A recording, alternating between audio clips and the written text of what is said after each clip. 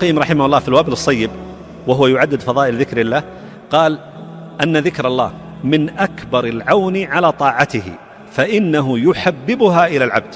هذا الكلام من ابن القيم يدل على ثمار الذكر وآثار الذكر وأنها تتعدى قضية أن يكتب للإنسان الحسنات، وإنما تتأثر حياة الإنسان بذكره لله تتأثر.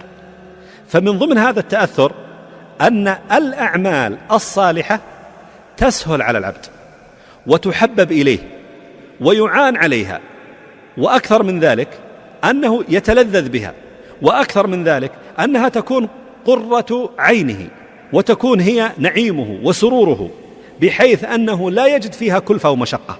فما الذي جعل عباد الله الصالحين يتلذذون بقيام الليل مع أن فيه مشقة؟ وما الذي جعل أهل الإنفاق يتلذذون مع إنفاق الأموال الكثيرة؟ وما الذي جعل أهل الصيام يتلذذون مع ما يوجد فيه من كلفة؟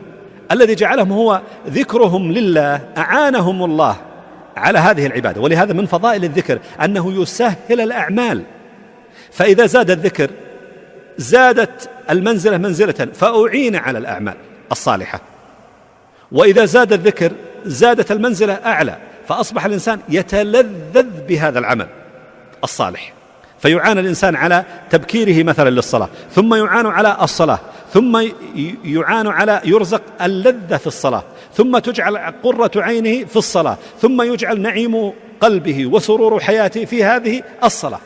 ومثلها في قضية الإنفاق، ومثلها في قضية البر، بر الوالدين، ومثلها في قول الحق، ومثلها في الدعوة إلى الله والأعمال الصالحة.